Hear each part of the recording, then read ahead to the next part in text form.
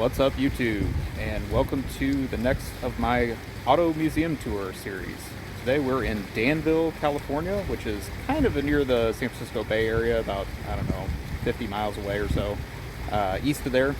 And we're going to visit the Blackhawk Museum, which my elephant friend, or mastodon, or whatever it is, isn't really representative of what's inside. This is a great automotive museum I visited about 5 years ago and decided I would check it out again. It's very classy. The car selection here is very top-notch. I don't think this is like a highly traveled museum. It seems kind of off the beaten path for car museums, but honestly it's one of my favorites in the USA. Highly recommend it if you're ever out this way. The reason there is my friend here and other similar things, it also has some Western history and Native American paraphernalia, things like that along the way too. So there's a whole other wing of the museum that's a lot of Western United States history also. And let's go inside and take a look. So many of you are probably aware of the Rolls-Royce Phantom, which is still to this day one of the top-of-the-line Rolls-Royces. This is a 1969 Rolls-Royce Phantom. Not just any Phantom, this is a limousine stretch. And you can see exactly what the pinnacle of luxury looks like when you have basket weave pinstripes on your car. Never really seen that before, but definitely you have arrived if you are arriving in one of these. So next we're going to take a look at a beautiful Duesenberg. And again, this was cream of the crop in the 1930s if you were driving a Model J.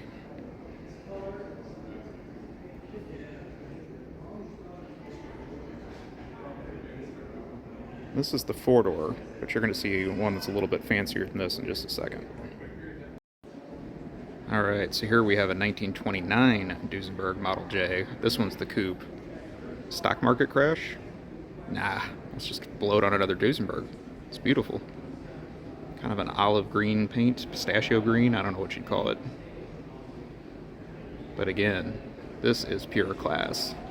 If you were driving in this in 1929, you didn't care what the stock market was doing. You were doing just fine. Take a good look at all the bright work on that. Beautiful.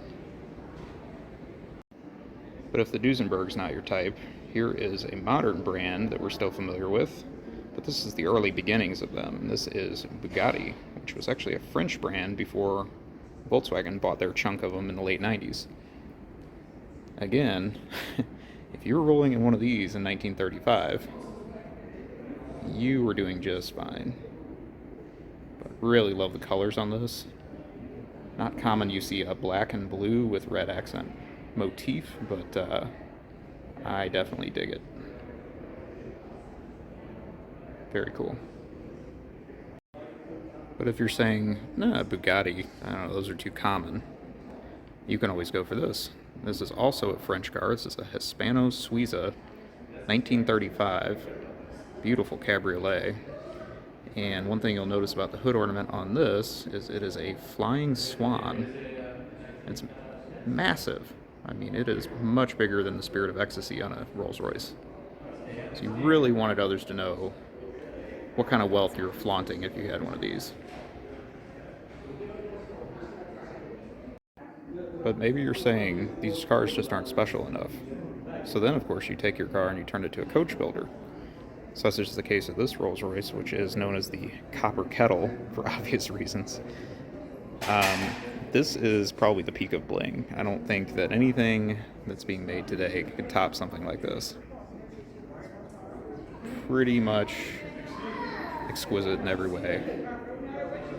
And then we have something else special from a coach build standpoint. I'm going to let you see if you even recognize what this is, because it's been heavily modified by the coach builder. This is actually started out as a late 40s Cadillac, and no, Prince did not own this, but I'm sure he would have loved to have this in his fleet because he did like cars as well. But definitely a Cadillac that was taken on by a French coach builder and given a very special flavor. That flavor is great. But for something different, we have this. I'm going to be careful to pronounce it, but it is a Hong Ki, which is a Chinese communist car from the 1960s. And if you were a high-powered dignitary, this is what you would get to ride around in. So obviously a very special piece. It's absolutely massive too. Very much like a Mercedes 600 of the era, and probably just as prestigious, with even more uncommon groups that got to ride in this. I'll show you the rear badging because it's pretty cool too. Definitely something you don't see in every car museum. But then what car museum would be complete without my all-time favorite car? Here we have a 1986 Ferrari Testarossa. This is an early car, as you can tell, as it has the high mount driver's side rear view mirror and no passenger rear view mirror. Kind of a unique style touch of the early model cars that they did away with soon after. And this is, of course, in Rosso Corsa paint. No surprise there, as most of them are. And then next we have its lesser sibling, the 308. Some cool period correct gold wheels. Can't knock that. I think both these cars are here on behalf of Ferrari of San Francisco, so potential purchase for somebody. And then we get into some more of my style. Here is a Mercedes 300 SL, iconic sports car of the 50s and 60s. This one's a 1957, which is probably about the peak era of these. And of course, it is now overshadowed by its brother, the iconic Gullwing. And I absolutely love the color combo on this one, the plaid seats. This is also an early car with the knockoff wheels. Definitely would prefer this over the silver that you see most of these in. It's absolutely awesome. So not only do we have classics, but we have a selection of modern supercars here as well. And I kind of set you up with that vintage Bugatti earlier because if you notice, this modern Bugatti, this 2010 Veyron Grand Sport, has the exact same color scheme. So we have a black base with the blue and the red. So very nice way to hark back to the classic original, although these are a very different car. And then we get into some modern Italia.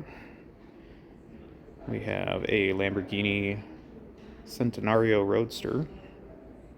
These were made for Lamborghini's 100-year anniversary, of course. Or I should say the 100th anniversary of Ferruccio Lamborghini. And then we have some modern Ferraris.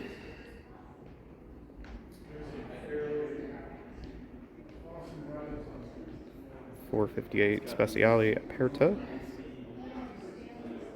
and an even newer 488 Pista. I like blue on red. I don't necessarily love this, but I do like the color combo. And then we have one of Ferrari's future models, or modern models. It's more based on the future, I guess, which is the SF90 Spider, which is a hybrid. Bleh. I'm definitely more of a fan of the 80s for the 90s Ferraris than these, but hey, it's kind of cool to see them too. And there it is plugged in. And I would be remiss if I did not talk about one of my other favorite French car builders of the era, this coach-built era. This is Delahaye. This is a 1951 Cabriolet.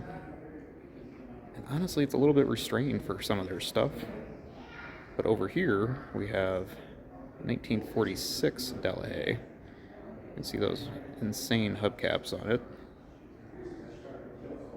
And I will say I like both of these. They're very classy. I have seen some other Delahayes that are way more ornate than both of these two, but you can get an idea for the flavor that they were putting out as well. And then, of course, we have yet another Bugatti next to it. This one, the front end, is probably a little bit more of an acquired taste. But the rest of the car has actually a pretty pleasing shape. This is a Type 57 from 1938, which I think is toward the tail end of Bugatti's original run. Alright, so we will wrap up our tour here with one of my favorite Bugattis in the collection. This Roadster is definitely serious business. Very, very cool look to it. Take a look at a couple other favorites in this row. We have a 1937 Cord. These have always had just the most unique front end ever. think they were front-wheel drive was their claim to fame as well, which was kind of unique. And then this one is supercharged. And then we have a beautiful 1967 Aston Martin DB6 Volante. I have never really been a huge Aston Martin fan, but I can tell you this is one of the best looking ones I've ever seen. This is also supercharged. And I'll show you kind of this very neat dark green color. The interior in it is really nice, well bespoke with lots of chrome and round dials everywhere, toggle switches. What I also thought was cool about this particular car though is the rear end. The taillights have a really cool look to them. I'll give you that view as well. So yeah, you see a lot of Jags and British Leyland cars of this era, but this was definitely a cut above. So that about does it. Highly recommend checking out the Blackhawk Museum anytime you are in the Bay Area of California. Thank you very much for watching. Please take a moment, like, comment, subscribe. Let me know what you think. And I will talk to you soon. Have a great day or night, wherever you are.